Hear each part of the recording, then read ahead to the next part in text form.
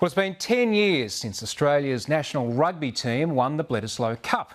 It's been 13 years since it won a World Cup. It's a long way from the glory days of the 90s. The Wallabies are ranked third in the world, they're missing key players and they're being criticised from without and within over everything from the choice of coach to team culture to simply playing a boring brand of rugby. Well, today the Australian Rugby Union named the man who'll have to turn all of that around. Bill Pulver has had a successful international career as a corporate chief executive. You might remember his name from the horrific bomb hoax on his daughter. Madeline had a fake explosive collar strapped to her neck. Well, now Bill Pulver is back in the public eye, but in a very different way. But can he help put Australian rugby back on top? I spoke with him earlier in our Sydney studio. Well, Bill Pulver, first of all, congratulations. Thank you very much. Good time to take the job? Yeah, look, I think it is. I think rugby in Australia is in a great place and has some wonderful opportunities in front of it. How do you go from running a NASDAQ company to the Australian Rugby Union? I mean, how do those skills and expertise translate? You know, Ben, I think they're fairly similar in the sense that as I come into the Australian Rugby Union role, I think the first task is to determine the right vision for the future of the game. And really to articulate the sort of values that are important to our game, the values that dictate the behaviours and decisions we make in the game. We've got to go and listen to all of our constituents and make sure we build the right plans for the future of the game, and then ultimately put in place an organisation that can execute against those plans. In a sporting administration sense, I think the challenge is very similar to a normal enterprise. There was a time, and it's not that long ago, when rugby union could have been considered to be Australia's third code of football, but that's not necessarily the case anymore when you look at A-League with its growth in the crowds and with its signing of a TV contract. I mean, they are your competition, aren't they? Well, I think the A-League is one component of four sort of codes that represent the Australian sporting landscape. Look, in terms of rugby, I think there's a lot of key metrics in our game that are trending very well. We have very good participation rates. You know, the volume of rugby that's being played through, you know, the Super 15 rugby and this wonderful season we have coming up in front of us in 2013 with the British and Irish Lions Tour, the Castrol Edge Rugby Championship. There is a lot of content out there, and I think rugby's poised to, again, take its position as one of our leading sports.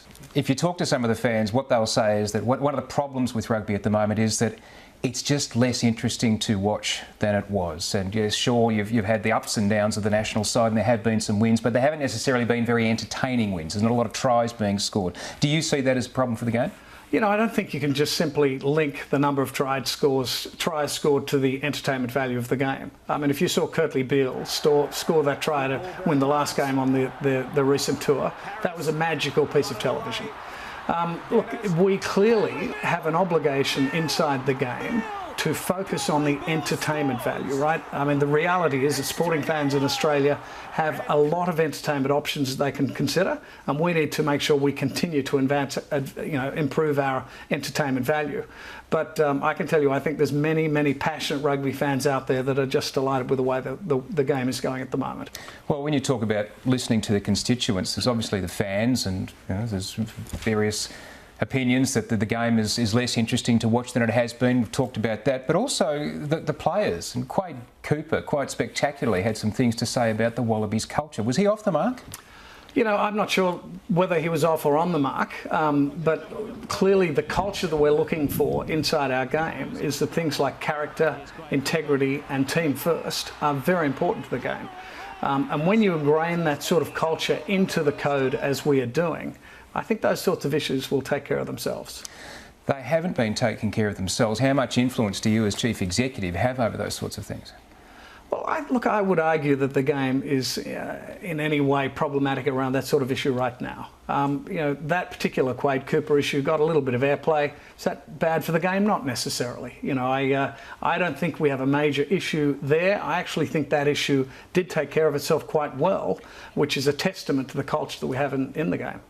There's still rumblings about whether Robbie Deans is the right coach for the Wallabies. That will go on. But What are his key performance indicators, say, over the next 2 years? Well, look, let me start by saying Australia, the Qantas Wallabies are currently ranked number 3 in the world. In my opinion, that's probably a fair assessment of where we are. I think we need to acknowledge the fact that for the last couple of years, the Kiwis have been the benchmark for world rugby. But clearly that number 1 position is something we aspire to and something that we will address with a real sense of urgency to achieve that. Robbie Deans is one part of the accountability for the performance of the Australian Wallabies. The players are also accountable, and I think the administrators are accountable. So collectively, we are putting in a program to develop the calibre of our national team to the point that we will become the number 1 team in the world.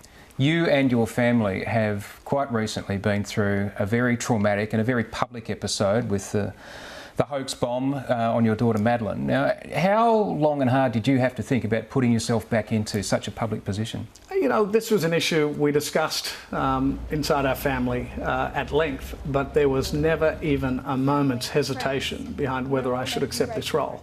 All of my family are rugby tragics at the same sort of degree that I am, so they're very excited about advising me in my new role. And how's Maddie? Maddie's doing well. And look, one of the things that exercise taught us to deal with it was a crisis within our family, but I'm sure inside the Australian Rugby Union we won't have any crisis of that magnitude. There'll be a lot of people watching you, but they'll also be wishing you luck. Thanks for your time today. Thank you very much, Ben. Cheers.